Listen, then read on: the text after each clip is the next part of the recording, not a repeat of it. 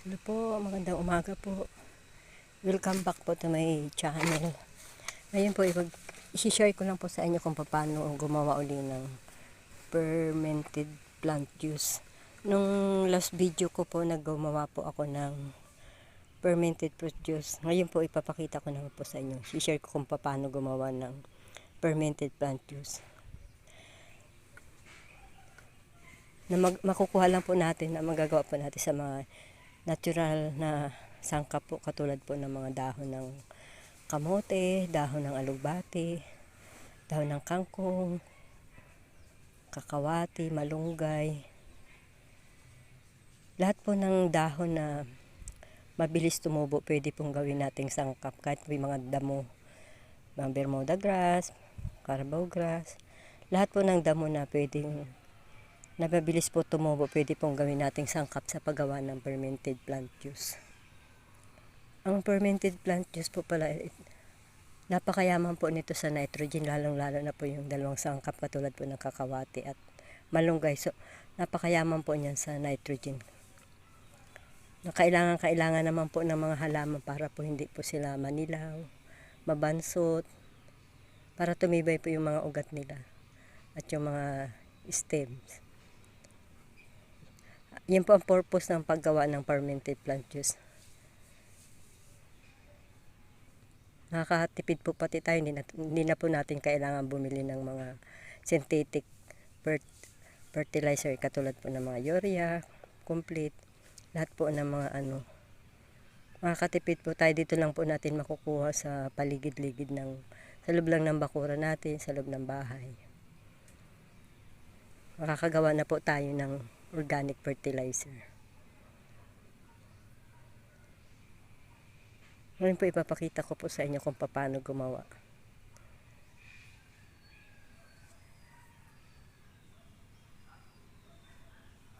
Mga sangkap po pala na gagamitin natin sa paggawa ng fermented plant juice ay dahon ng kamote, dahon ng kangkong, dahon ng alugbati, dahon ng kakawati, dahon po ng malunggay. Kung wala naman po tayong mga sangkap na nabanggit, pwede rin po tayong gumamit po ng mga dahon ng damo, gaya po ng Bermuda grass, Carabao grass, kahit ano pong damo na mabilis pong tumubo, pwede po yung gamitin natin sa paggawa ng fermented plant juice. Ang mga materialis naman po pala natin ay ang plastic container, ito pong sandok, bato, para pabigat po, para hindi po tumaas yung mga materialis, mga sangkap. At ito pong net. Sa paggawa po ng fermented plant juice, kailangan po pala malinis pa ang mga kamay natin. Tapos yung mga materials na gagamitin, kailangan po malinis para hindi po makontaminate po ang gagawin nating ipiperment na fermented plant juice, para maiwasan po ang contamination. Ngayon po hihiwain ko na po itong dahon ng kamote. Hiwain lang po ng maliliit para mas madali pong ma-process. Madali po siyang madurot. Hiwain ko lang po.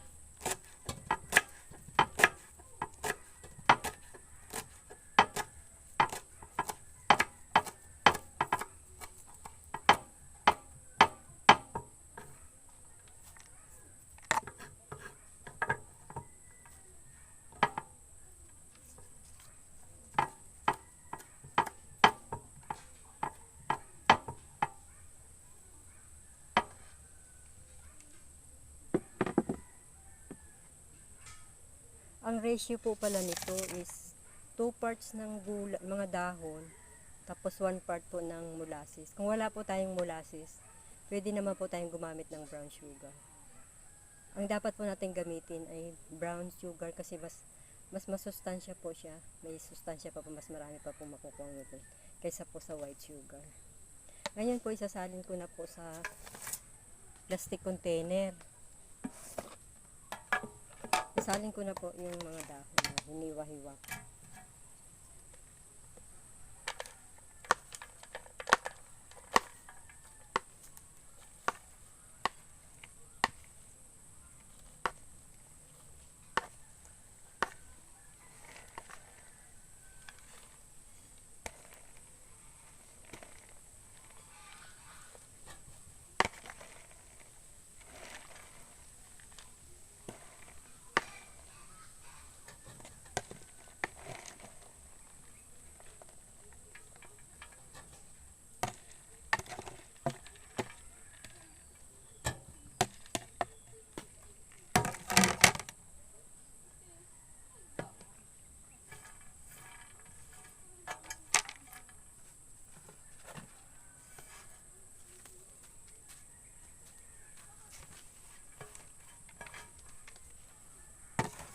Ngayon po, ihalo na po natin ang molasses.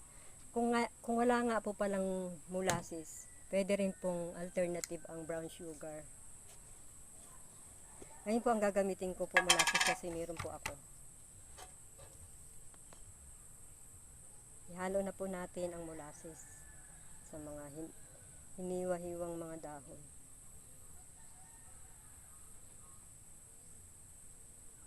Sa ibin natin, sayang, mahal po kasi ang molasses.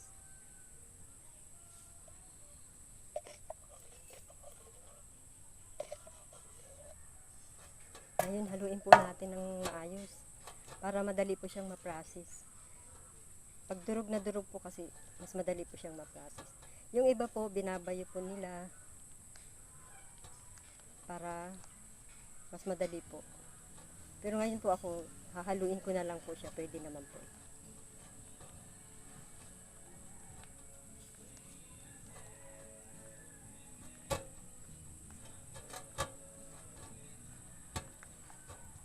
Kailangan po mahalo ng maayos.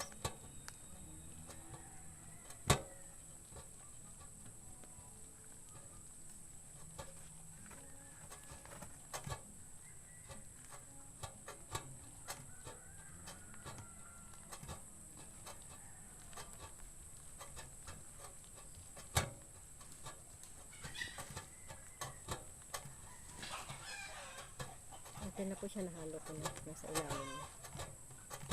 Ito po ang ano kasi pag molasses, madali lang po siyang mag-juice, tumatas. Kasi ano po siya eh. Ikapalis ng brown sugar, kailangan po talaga haluin mo ng maayos. Pero ito okay na po. Ngayon lalagyan po natin siya ng meat para hindi po siya umalsa, hindi po tumaas yung ano, para mababad po siya ng maayos. Lalagyan ko po na po siya ng net.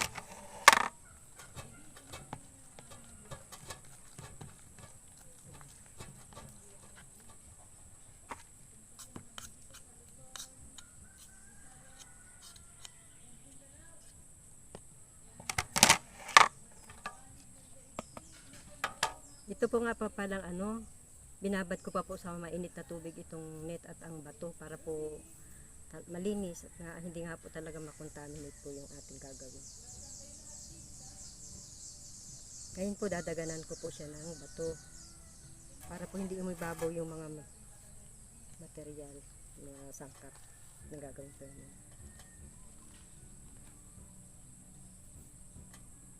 Pupunasan ko lang po siya para hindi nga po maiwasan natin yung contamination. Punasan ko lang po yung gilid, yung tissue paper, para sigurado po yung ginagawa natin. Ipiperment po natin na fermented plant juice success po yung pagkakagawa. Okay na po. Ngayon takpan po natin ng maayos para po kailangan po tight yung pagkakatakip natin. para hindi po siya pasukin ng mga insekto. Tapon po natin ng maayos. Ito po pala, lagyan natin ng label para alam po natin kung kailan ha-harvest. Ito po December 12 po ngayon, 2023. Nilagyan ko po ng label siya sa para ano po, alam po natin kung kailan i-harvest. Ito po palang pwede pong 7 days kung kailangan na po natin gamitin. Pero para mas effective po, kailangan po 2 weeks to 1 month. Mas effective po talaga yan. Ngayon po, kailangan po ito i-store natin sa room temperature, yung hindi po naarawan at hindi po siya naiinitan. Kaya basa. Para sigurado po na. Sa susunod po na video, gagawa naman po ako ng fish amino acid.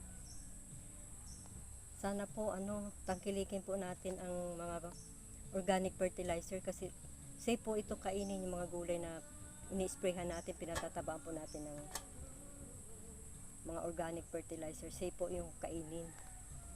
Kasi wala naman po silang mga chemicals na na ilalagay. Safe po siya. Anytime na gusto po nating maggulay, magmitas ng pwede po kasi safe po siya. Sana naman po